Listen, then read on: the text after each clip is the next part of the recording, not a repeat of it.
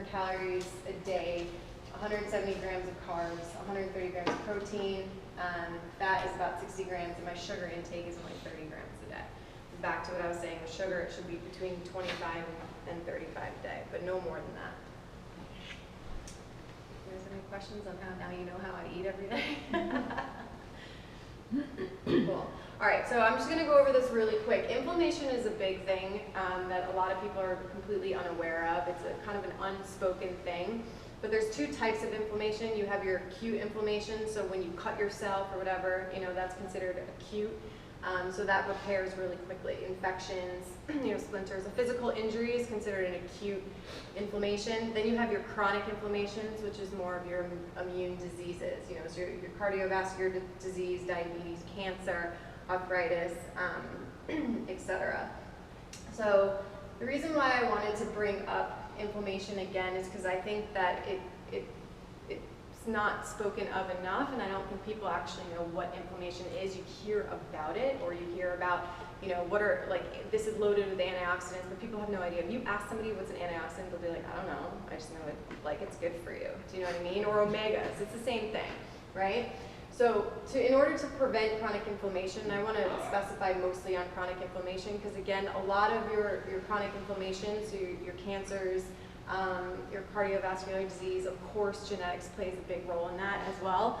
But nutrition is really the base of where all of that comes from. Okay, so inflammation feeds off of sugar. So if you have a diet that's really high in sugar, your body is just like, its defense mechanism is going after it, and in that case, it causes a lot of inflammation. Okay, so it's a simple formula here that I have. So the higher the nutrients per calorie that you eat, the greater your health. Okay, and then the higher the calories per nutrient, the lower your health. Okay, that might sound kind of complicated, but it's kind of like a basic thing. So pretty much if you're eating foods that are really high in nutrients, the better your health is going to be. If you're eating foods that are lower in nutrients, you know, they're not very nutrient-dense foods, the higher the risk that you're going to have to get chronic diseases. Okay, so again, sugar, inflammation feeds off of sugar, so that's a big one. So just some basic steps to prevent chronic inflammation. So adding more fruits and vegetables to your diet, you know, as again recommended that we already went over before with your portions. Reducing intakes of trans fats and saturated fats, so that's like kind of what Matt was referencing to earlier with all the processed foods and all like the crap out there. Increasing your intake of your omegas, so your omegas is found in fish oils, olive oils, avocados, and nuts. There's just a ton of research out there that states that your omega-3s, which are your healthy fats, helps and fight and prevent chronic inflammation. Reducing or eliminating your simple carbohydrates. So simple carbs is just pure sugar, right? So sugar equals fat. And again, like I was saying, your inflammation feeds off of sugar. So simple carbs are your, unfortunately, and I have a huge sweet tooth, so it sucks for me too, but your sugar, or your, you know, your cookies, your baked goods, your processed stuff, you know, all that stuff is just considered a simple carb. You know, your complex carbs are everything I was referencing before, your oats, you know, your potatoes, the Ezekiel, whatever. Limiting dairy. So to Matt's point earlier when he was speaking about dairy, unfortunately our bodies, most of us have some sort of dairy intolerance, meaning our bodies don't know how to break down dairy. So unfortunately dairy is a high inflammatory food. Okay, so if you have some sort of issues going on in your body with inflammation, you know, if you're intaking a lot of dairy, I would advise you to kind of take them out a little bit and see how you're feeling. There's, you know, probiotics, there's other ways of getting your healthy digestion gut than consuming it through dairy. And then herbal medicine. Herbal medicine is another thing that it's unrecognized. A lot of people go to the prescription drugs. You know, there's a lot of amazing health benefits behind herbal medicine.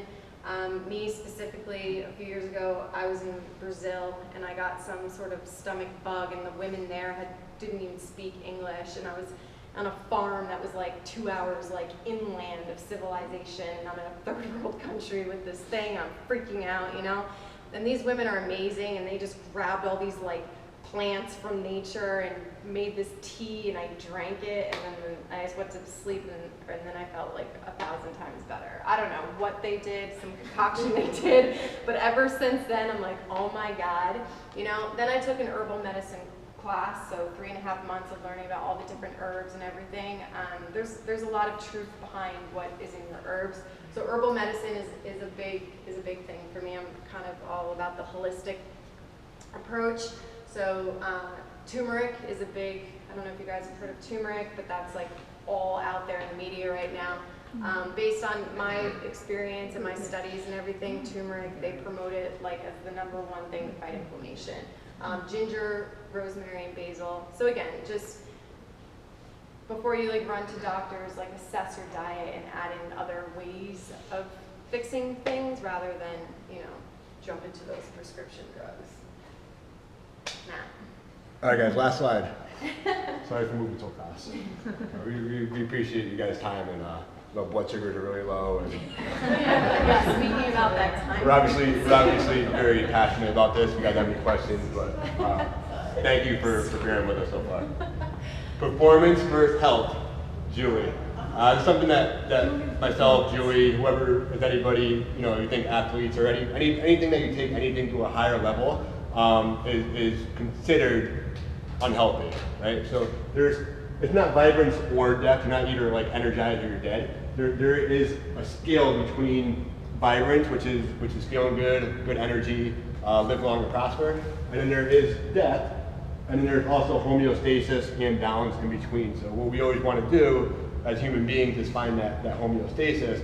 But as soon as you start getting more involved, and this can be within working out or work, whatever it is, but we'll use this in a performance measurement.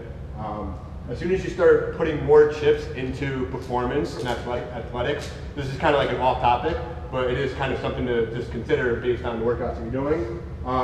The closer you are to depth. So think about professional athletes or anybody who takes anything to a higher level. It's a really unhealthy balance. There is really no balance of homeostasis or balance. If you are trying to balance your life, you probably will get beat by the next person, right? So those people, professional athletes, even semi-pro or whatever we call ourselves, Joey, there is an unbalance based on working out. You miss a lot of family events, a lot of family parties, vacations, your diet takes a hit, your lifestyle takes a hit, and that is all to better your performance, right? So I use this as an example. This is me at regionals. I got a double chin, my like pecs and like my shoulders are kind of like smushed into one. Insane amount of inflammation, but I was very, very, very good at what I did in CrossFit at the time. So within CrossFit, I was awesome, but everything else, financially, family, personally, was like shit. But I was really good at CrossFit, and I based my lifestyle and my diet to that sport specific, but it wasn't a healthy balance, right? And also people who are at the elite performance level are right on the verge of injury at most of the times, right? So you have to be at that high level in order to perform the best. This is me like 4 months later, a lot less inflammation, maybe like 9% body fat, I have no idea. But obviously you can tell the difference, hell of a lot weaker and more balanced, but just based on my goals and my energy. I know here, I slept like shit. My energy was awful, but it didn't really matter because I was based on performance. And you know, there is always a lot of backlash and kind of controversy on this based on whether you want to live long and prosper or if you want to be performance, if your nature or your function is to kill someone or kill something, if you're in the Army, Marines, you know, service, if you are performing or competing for money, a prize or an award, you know, and if you're eating, you know, veggies and sweet potatoes and chicken, and a guy who just sucks 5 Red Bulls just knocks you on your ass and gets that $1 million contract, then it doesn't really matter if you eat the chicken, veggies, and rice. Or, you know, based in that thinking. And then also for health and longevity, you know, if somebody wants to live 105 years old, then my prescription would be, hey, don't do intense workouts. You know, go out in the cabin in the middle of the woods, hunt your own food, meditate 6 hours a day, and drink green smoothies and be a vegetarian. So there's obviously some homeostasis and balance in that. And then based on how far you push yourself within what realm you want to compete or your goals are, just know that there is a trade-off with work, life, family, and everything else. So I would say athlete versus wannabe athlete, and there are some nutritional prescriptions based upon that. So you want obviously high nutrient turnover and something that's going to cause less stress on your digestive system. But if you want to live long, you want to look good, you want to look good naked and just feel good, then there is a different approach to that, which is more along the line of the basics. All right, guys, so that kind of concludes, sorry we kept you longer than I anticipated, but that concludes our seminar part 1. So I just want to end it today with, tomorrow's Monday, right? Yeah. So tomorrow, we're going to do this nutrition challenge that's starting on the 18th through Blue Wrong. I know Jay sent out an email to a lot of people. If you guys don't have the information, you're interested in doing something, let us know and we'll get that information to you. But pretty much it's a challenge that creates you to get into a healthy lifestyle living, right? So it's 5 weeks that you dedicate to you and your time and your health and your life, and it's kind of like sets up a platform to get you on like a smooth path that you can transition into the rest of your year, okay? So that is we're starting that January 18th. The cost there is wrong. It's $45. That was the early registration. Sorry, guys. Then also tomorrow, so one of the things that I did years ago when I embarked on this whole journey of like fitness and nutrition is I did a body fat analysis test. My girlfriend Sarah is coming in tomorrow night from 4 to 7:30 to do this report. So pretty much she takes, it's like an ultrasound little device that she has, and she calculates your body fat, pretty much she gives you an entire report on your entire body. I'll just leave it at that, right?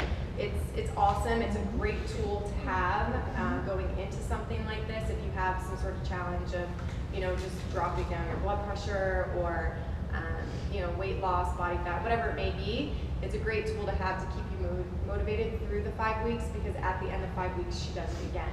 So then you're going to have your before and after report, so you can see whatever lifestyle changes that you had maybe made through the 5 weeks, you can see the difference. For me, it was a phenomenal learning experience. I learned a lot about body awareness doing it. So she'll be here tomorrow from 4 to 7:30 if you guys are interested in doing that. She charges $50, but that includes both reports, so $25 a report. All right, guys. Well, thanks for coming. Do you have any questions, comments, concerns? This body composition, is that you pay that on top of the 45 for the little room? Yeah, it's separate. It's an ad. And you pay 50 up front, or you pay 25 tomorrow and then 25 again? You can probably do either. She'll probably, Sarah's pretty flexible. Cash. She'll do credit card. Cash or check. Yeah. I'll have Jason out here. Because people, I don't know. Right. But it's good. It's awesome. Good job, guys.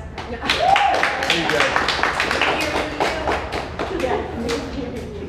20 minutes next meal. Right. Time yourself. See how fast you eat.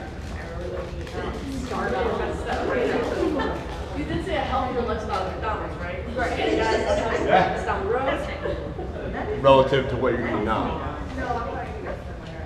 I'm pregnant. Good job, man. Wow, my baby.